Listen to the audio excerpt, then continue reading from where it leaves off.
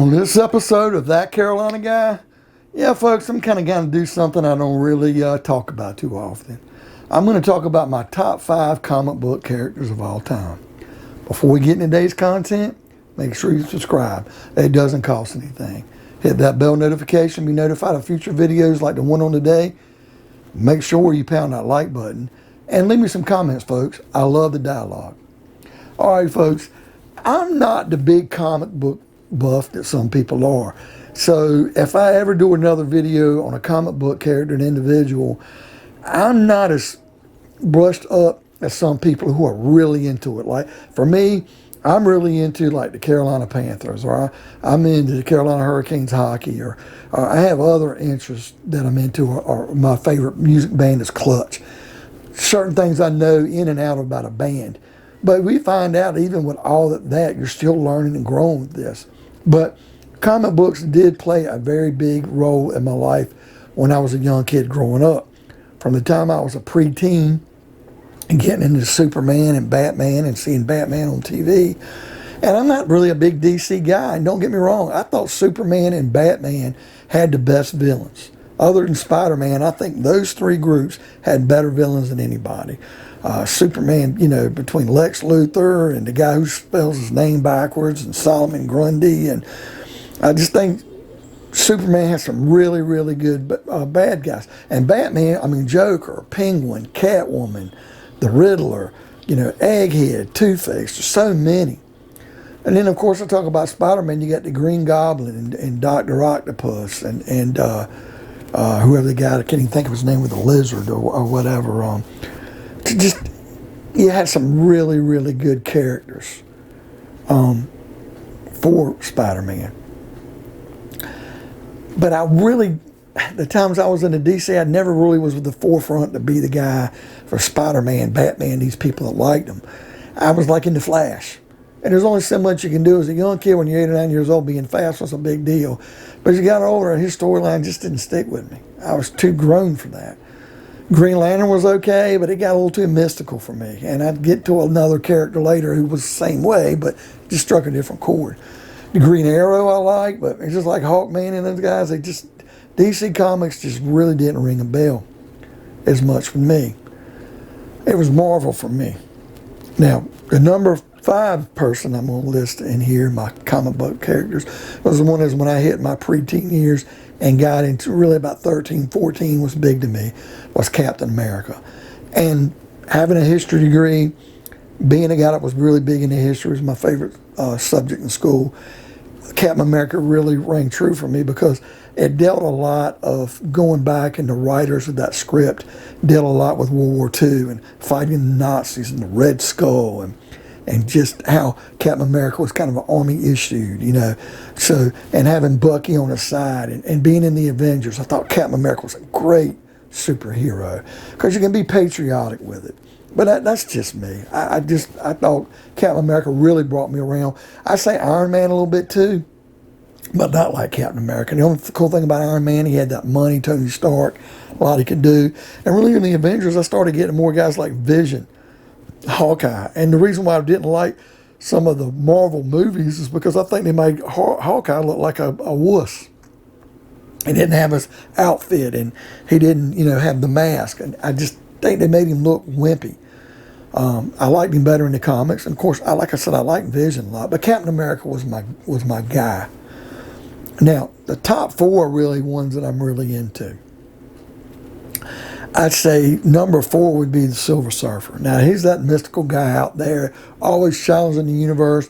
I wasn't a science guy or into astrology, but knowing the solar system and all that. But the Silver Surfer, even as a youth, even at 13, 14 years old, was making me challenge and try to rethink and think on a deeper level. Is there life out there? Just thinking about some of these words that were thrown out that were very scientific and just how he was kind of on his own, how he thought on his own. He was just mystical being. And I just really thought the way Silver Surfer looked was cool. And by the way, I've got 30-some tattoos.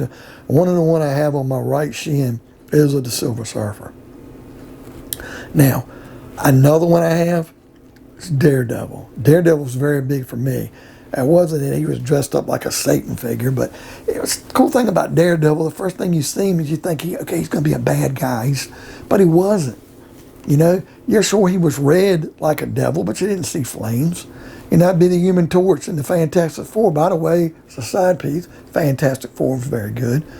But Daredevil, man, is a guy that was suicidal, didn't want to live. Remember, Murdoch was a guy that, you know, he was blind and everything, and he just kind of doubted his life. His father was a boxer, the whole 9 yards, and he just seemed to really kind of hate life, or couldn't figure it out, or just seemed that he wanted to do himself in, or didn't want to exist. But then he'd end up helping someone, saving somebody's life. So here's a guy who wanted to end his life to a point, ends up helping other people in their life. And I just thought Daredevil was really cool. And by the way, on that same leg, on the inside of my calf, I say the inside of my right leg, lower leg, I have a tattoo of Daredevil. Now, number 2 was a guy, man, I had a love-hate relationship with him. I just thought he was cool as hell. And that was Prince Namor, the Submariner. Now, when I was a little kid, about 8, 9, 10 years old, I thought it was a submariner. It took me a while to understand Prince Namor, the Submariner. Now, you know, he was a better version than Aquaman, where Aquaman was nice and friendly and all that. I always thought Prince Namor was a little bit of an ass. And he was one man that would fight against the good guys, man. He was against Captain America and Iron Man, or you know, anybody else, would be Spider-Man, whatever, and he was like an enemy. But he just kind of was a badass. He kind of went on his own way and did what he did. And the minute you wanted to start hating the guy, it's like he'd turn around and he'd be fighting the bad guys, whether it be Red Skull, or he'd turn on some of the other bad guys that were in Marvel. And you're like, man, you know, he's a good guy now. He's going to switch. And as soon as he helps the guys in the Avenger, or he's helping like Captain America out, or whoever, then he just kind of goes his own way and betray them. So he was kind of a man on his own, you know. Think about him under the sea, you know, and that was his domain. And he didn't really want to come above the surface. And just the thing about Prince Namor, man, that Submariner he was just cool as hell. Now, I never went out and got a tattoo of him, although I think a lot of them as a character. I'd love to have a poster on the wall with him. I would love to, you know, have comics of him. T-shirts, great. I'd put him in my top 5. But I just couldn't see having a guy in tighty whities that had the Spock ears. You know, I just couldn't do that for a tattoo. But as far as just reading the comics and thinking he was a cool-ass guy, I thought Prince Namor was up there. But my number 1 comic book character of all time. And folks, I didn't pick up on this guy when he first came out, because I think he came out before I was even born, maybe. I guess he came out in the 60s. I was born in the late 60s. Didn't really pick up his comic book and read him. But as I got to be a teenager, I related more with this guy, and even into my early 20s. And I don't really have time to read comics now, but I think the T-shirts are cool, and posters, and the models, and if you have a TV show or a movie about them or whatever, or if you're just collecting an old comic, I think they're great. But my number 1 guy of all time is Wolverine. I just loved his battles with Sabretooth. I love the way he kind of thought he was on his own. His one-liners, you know, hey, bub. And I do have a Wolverine tattoo on my forearm. I don't know if you can see it or not, but anyway, I just think a lot of the guy. I just thought he was a badass, and how he transformed and having the yellow and brownish red suit with the mask till he really went maskless. And there was a series where he was fighting vampires. It's like a 6 or 7 comic series. It was so damn good. It was vampires or zombies, man. I just thought Wolverine was like such a badass with those claws.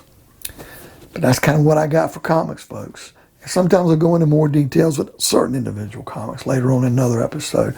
But what do you guys think? Do you have one particular comic character you hated?